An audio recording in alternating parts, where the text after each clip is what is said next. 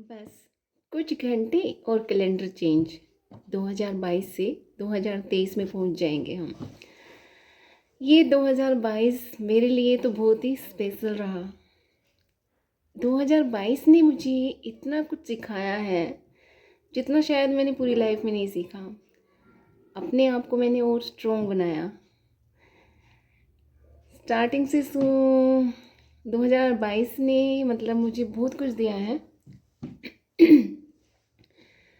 अगर स्टार्टिंग से देखा जाए तो 1 जनवरी 2022 सबसे पहली खुशी मिली मुझे आप लोगों से, मेरी यूट्यूब फैमिली से।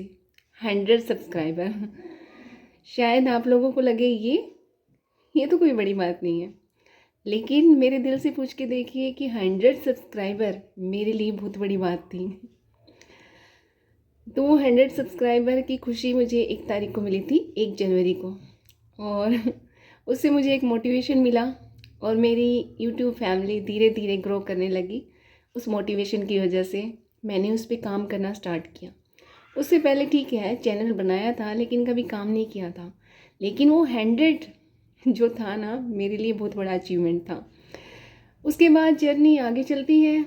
आया फरवरी मंथ में तो मैंने इतना कुछ सीखा है कि मैं वो सारी चीज़ें आप लोगों से शेयर भी नहीं कर सकती। काफ़ी गहराई तक, दिल की गहराई तक, मतलब खुशी भी मिली और कुछ सबक भी मिला। और सबक इतना अच्छा मिला मुझे कि उससे कमज़ोर होने की बजाय स्ट्रॉन्ग बनी मैं मेंटली। फिज़िकली तो ठीक हूँ मैं, लेकिन मेंटली काफ़ी वीक हूँ, इमोशनली वीक हूँ। इमोशनली लोगों से इस कदर जुड़ जाती हूँ कि उन्हें अपनी लाइफ बना लेती हूँ। ऐसे लगता है कि उनके बिना मेरी लाइफ आगे चल ही नहीं पाएगी। एक तरह से ये लगा लो कि इमोशनली वीक होना हमारी सबसे बड़ी कमज़ोरी होती है। यूँ लगता है हम किसी के ऊपर डिपेंड हो अपनी खुशियों के लिए, कि हाँ उसकी मर्ज़ी से उसकी कठपुतली बन के रह जाते हैं हम। उसकी मीन्स लोगों की कुछ ऐसे रिश्ते जिनसे हम अलग तो नहीं हो सकते, लेकिन ये है मुझे इतना अच्छा सबक मिला कि अलग होने की ज़रूरत नहीं है। अपने आप को भी इनविजिबल टाइप में बना लो, सामने होते हुए भी ना होना। तो फरवरी मंथ में मेंटली स्ट्रॉन्ग बनी मैं। दिल की गहराई तक जो कुछ ठेस पहुंची थी ना उसको हील किया मार्च में। आया अप्रैल। अप्रैल अप्रैल में खुशियों की तिजोरी मिल गई मुझे। जैसा कि आप लोगों को पता ही है, अप्रैल में एक बहू के रूप में बेटी मेरे घर आ गई। जो एक बेटी है, दोस्त है। हम दोनों के बीच की बॉन्डिंग काफ़ी अच्छी है, अंडरस्टैंडिंग काफ़ी अच्छी है। बिन कहे एक दूसरे की बातों को हम जान लेते हैं, ये सबसे अच्छी बात है। और मुझे ऐसे लगता है कि ये भगवान का दिया हुआ एक गिफ्ट है मेरे लिए।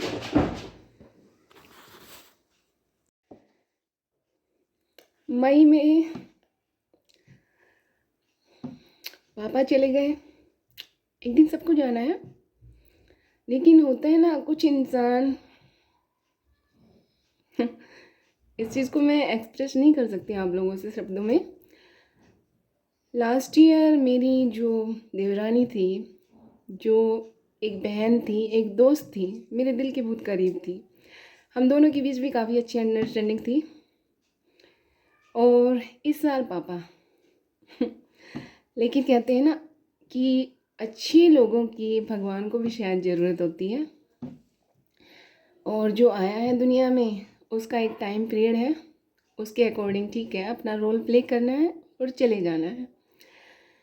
उनकी जगह कोई नहीं ले सकता जो चले गए हैं।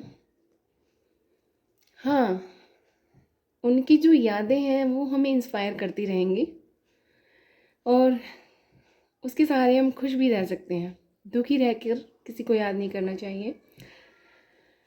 तो मई में पापा चले गए, लेकिन मुझे पता है उनका आशीर्वाद और जो भी उन्होंने सिखाया है उसकी झलक हम लोगों में, हम भाई बहनों में हमेशा आप लोगों को नज़र आती रहेगी। उसके बाद जून, जुलाई, अगस्त। अगस्त में आ गया रक्षाबंधन, भाई बहनों का सबसे बड़ा त्यौहार। और इसमें मुझे खूब प्यार मिला, भाई का, भाभी का, सभी का। अच्छा लगा। हंसते खिलखिलाते दिन बीत रहे थे और फिर आ गया बस सितंबर, अक्टूबर, दिवाली, जिसमें खुशियों के दिए जले। नए मेहमान के जरिए मेरी खुशियों में चार चांद लग गए। जो बहू के रूप में बेटी आई, उसने जो खुशियाँ मैं बिताती आ रही थी, जीती आ रही थी, ये लगा लो उसको एक नया रूप दे दिया, एक नया जीवन दे दिया। और तो सारे त्यौहार, दिवाली, करवा चौथ इतने अच्छे से गए। बार बार इसके लिए मैं भगवान का शुक्रिया अदा करती हूँ और प्रार्थना करती हूँ, प्रे करती हूँ कि हमेशा अपना आशीर्वाद मेरे ऊपर इसी तरह से बनाए रखें। अब आ गया नवंबर, दिसंबर। दिसंबर का आखिरी दिन, यूँ लगता है जैसे पलक झपकते ये साल निकल गया। लेकिन इस साल को मैं हमेशा याद रखूँगी, बहुत ही ख़ास रहा ये मेरे लिए।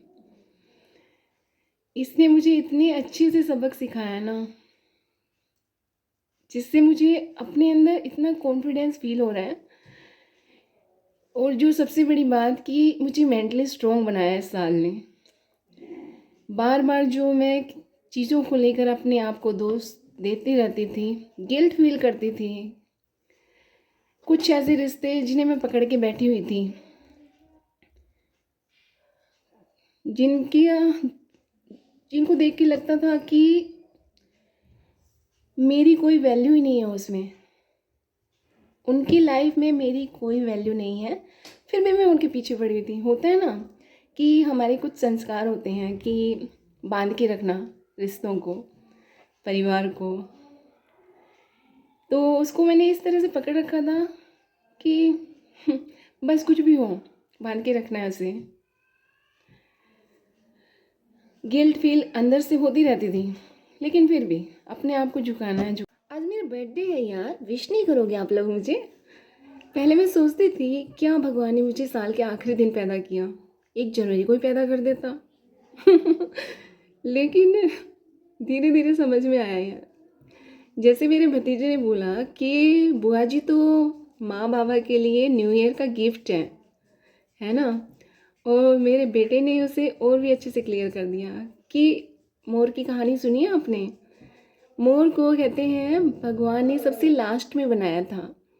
जो भी भगवान के पास कलर बच गए थे, जो कुछ भी बच गया था, और उनसे उन सब को मिक्स करके मिला के मोर को बनाया। और वो इतना प्यारा, इतना सुंदर कि सबका मन मोह लेता है। तो इसी तरह से मेरी मम्मी है। उसके लिए मैं थैंक यू बोलती हूँ अपने बेटे का, कि उसके बाद मेरे दिमाग से निकल गया कि मैं साल के आखिर में पैदा हुई। इसमें बस एक नुकसान है कि सब मेरा बर्थडे विश करेंगे 31 तारीख को और साथ में कहेंगे हैप्पी न्यू ईयर। चलो, आप सबको हैप्पी न्यू ईयर एडवांस में। और आप सबका ये 2023 अच्छा जाए, यही शुभकामनाएं हैं मेरी, कि सबके जीवन में खुशियाँ आए, ढेर सारी खुशियाँ आएँ, आप खुशियाँ बांटें दूसरों में, सबको दुआएं दें, सबकी दुआएं लें। इसी शुभकामना के साथ happy new year, happy new year. इस साल मुझे समझ में आया कि लोग कैसे अपनी ज़रूरत के हिसाब से हमें जज करते हैं और हमें अच्छा या बुरा बनाते हैं। तो अब मैंने अपने तरीके से जीना सीख लिया है। और वो जो जज करते हैं, जो एक पल में हमें इस तरह से वो एक्सप्रेशन देते हैं, उनकी जो टोन होती है वो इस तरह से होती है कि हम सोचने लग जाते हैं कि यार हमसे बुरा शायद कोई इंसान है ही नहीं। अपने आप पे हमें डाउट होने लगता है और ज़रूरत के हिसाब से टाइम बदलता है और एकदम से वो ऐसे मिश्री की तरह मीठे हो जाते हैं कि फिर हम सोचने लग जाते हैं यार हमसे अच्छा तो कोई है ही नहीं। मतलब हमारा अच्छा या बुरा होना उनके ऊपर डिपेंड हो जाता है।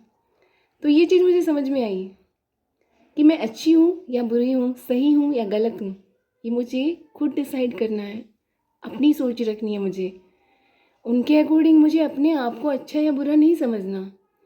तो मेरे अंदर सबसे अच्छा चेंजमेंट यही आया। और शायद इसलिए आज जो मैं आप लोगों के सामने हूँ, इसी वजह से हूँ। तो मैं उन सब लोगों का शुक्रिया अदा करती हूँ साल के इस आखिरी दिन, जिन्होंने मुझे ये इतना अच्छा चैप्टर दिया, एक सबक मिला, मेरा एक्सपीरियंस बढ़ा लाइफ को लेके। तो उन सभी का थैंक यू। जो मुझे अप्रिसिएट करते हैं उनका भी दिल से थैंक यू। जो मुझे क्रिटिसाइज़ करते हैं उनका भी थैंक यू। जो मुझे अच्छा समझते हैं उनका तहे दिल से थैंक यू। और जो मुझे बुरा समझते हैं उनका भी thank you. Thank you, thank you, thank you, thank you, thank you so much 2022।